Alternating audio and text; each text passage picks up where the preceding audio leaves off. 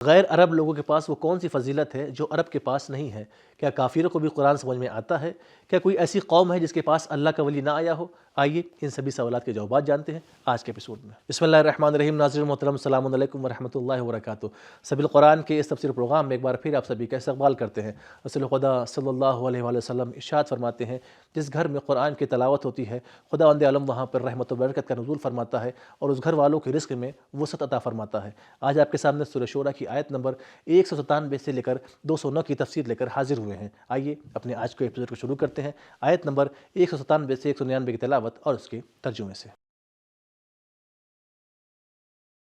كتاب أنزلناه إليك مبارك ليدبروا آياته وليتذكر أولو الألباب بسم الله الرحمن الرحيم أولم يكن لهم آية أن يعلمه علماء بني إسرائيل ولو نزلناه على بعض الأعجمين فقرأه عليهم ما كانوا به مؤمنين۔ کیا ان کے لیے یہ کوئی کافی نشانی نہیں ہے کہ اس کو علماء بنی اسرائیل جانتے ہیں، اور اگر ہم اس قرآن کو کسی دوسری زبان والے پر نازل کرتے اور وہ ان عربوں کے سامنے اس کو پڑھتا تو بھی یہ لوگ اس پر ایمان لانے والے نہ تھے۔ ان آیات میں خداوند الرحمن الرحیم نے اپنے چاہنے والوں کے لیے ایک نقطہ رکھا ہوا ہے، آئیے سن لیتے ہیں اس نقطے کو بھی۔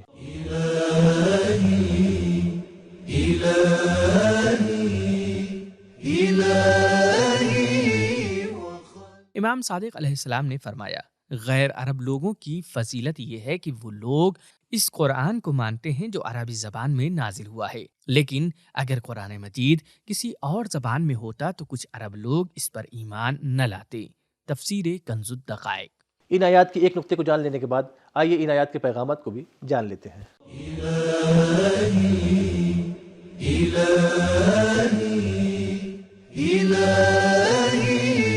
نمبر 1، مقصر جاہل کا عذر قبول نہیں ہوتا۔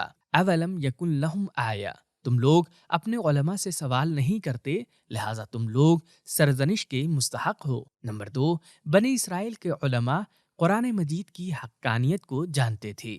نمبر 3، تبلیغ اور تربیت کرنے کے لیے مخاطب کی مادری زبان اور احساسات کی طرف توجہ رکھیں۔ نمبر 4، تعصب اور نسل پرستی حق کو قبول کرنے میں رکاوٹ ہوتے ہیں۔ نمبر 5، عرب لوگوں میں تعصب اور قوم پرستی بہت زیادہ ہے۔ تو ناظرین آئیے سنتے ہیں اس سورے کی آیت نمبر 200 سے 206 کی تلاوت اور اس کے ترجمے کو۔ كذلك سلكناه في قلوب المجرمين لا يؤمنون به حتى يروا العذاب الأليم فيأتيهم بغتة وهم لا يشعرون فيقولوا هل نحن منظرون أفبعذابنا يستعجلون أفرأيت إن متعناهم سنين ثم جاءهم ما كانوا يوعدون۔ اسی طرح ہم نے گویا خود اس انکار کو گنہگاروں کے دلوں میں راہ دی کہ یہ لوگ جب تک دردناک عذاب نہ دیکھ لیں گے اس پر ایمان نہ لائیں گے کہ وہ یکا یک اس حالت میں ان پر آ پڑے گا کہ انہیں خبر بھی نہ ہوگی، مگر جب عذاب نازل ہوگا تو وہ لوگ کہیں گے کہ ہمیں اس وقت کچھ مہلت مل سکتی ہے، تو کیا یہ لوگ ہمارے عذاب کی جلدی کر رہے ہیں؟ تو کیا تم نے غور کیا کہ اگر ہم ان کو سالہ سال چین کرنے دیں، اس کے بعد جس عذاب کا ان سے وعدہ کیا جاتا ہے ان کے پاس آ پہنچے۔ ان آیات میں بھی خداوند الرحمن الرحیم نے اپنے بندوں کے لیے ایک نقطہ رکھا ہوا ہے، آئیے سن لیتے ہیں اس نقطے کو بھی۔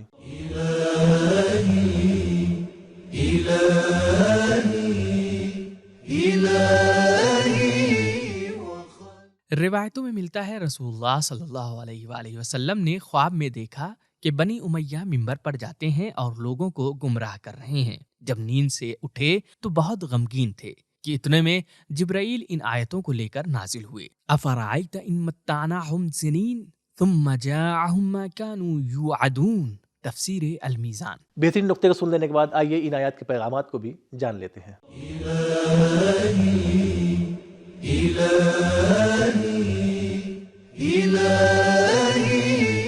نمبر 1، اللہ کفار پر بھی حجت تمام کرتا ہے اور قرآن مجید کو ان پر پیش کرتا اور ان کے دلوں میں راہ دیتا ہے۔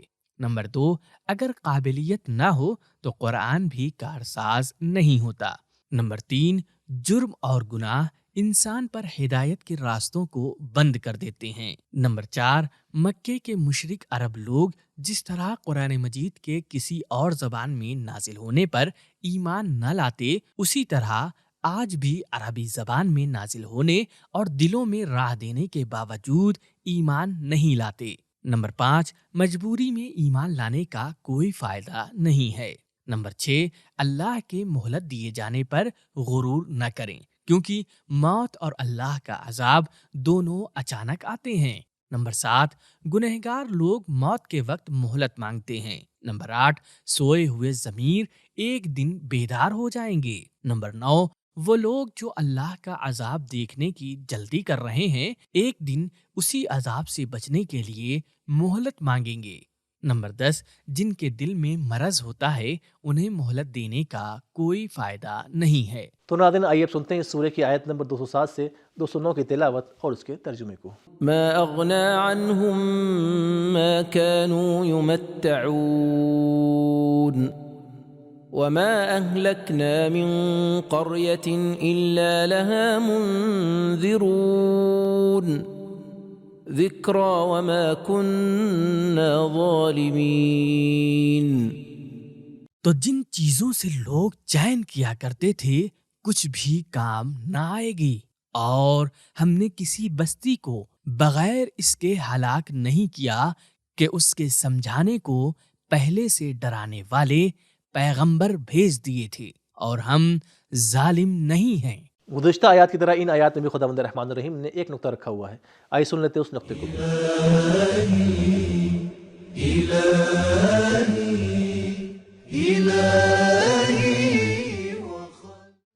پروردگار عالم کسی شخص یا قوم کو اس وقت عذاب دیتا ہے جب پہلے سے اسے خبردار اور تنبیہ کیا ہو، ورنہ بغیر خبردار اور تنبیہ کیے سزا دینا ظلم ہے، اور ظلم کرنا اللہ کی شان نہیں ہے۔ قرآن مجید نے اس حقیقت کو متعدد آیتوں میں بیان کیا ہے۔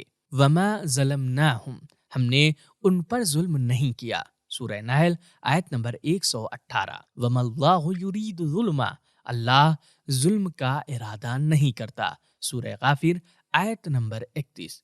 فما کان اللہ لیظلمہم، اللہ کی شان ظلم کرنا نہیں ہے، سورہ عنکبوت آیت نمبر 40۔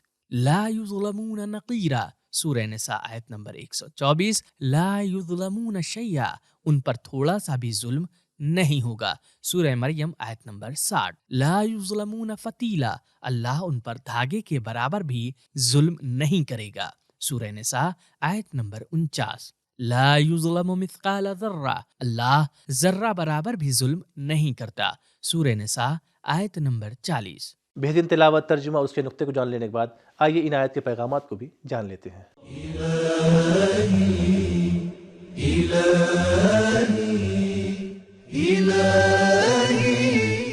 نمبر 1، اللہ کے عذاب کے وقت بچ نکلنے کے تمام راستے بے فائدہ ہیں۔ نمبر 2، دشمنوں کے عیش و آرام سے غمگین نہ ہو، ایک دن ہم ان سے یہ آرام چھین لیں گے۔ نمبر 3، اللہ کا عذاب حجت تمام ہونے کے بعد آئے گا، یاد دہانی کے بعد سزا دینی چاہیے۔ نمبر 4، ہر قوم میں اللہ کے اولیاء ہوتے ہیں جو لوگوں کو خبردار کرتے ہیں۔ نمبر 5، انبیاء کا کام ہے خبردار کرنا، لوگوں کے قبول کرنے یا نہ کرنے کے وہ ذمہ دار نہیں ہیں۔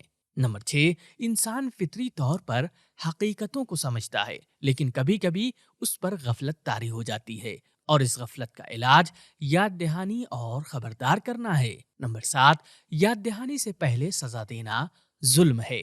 نمبر 8، ظلم کرنا اللہ کی شان نہیں ہے۔ تو ناظرین، ہم نے جانا کہ غیر عرب کی فضیلت یہ ہے کہ وہ اس قرآن کو مانتے ہیں جو عربی زبان میں نازل ہوا ہے۔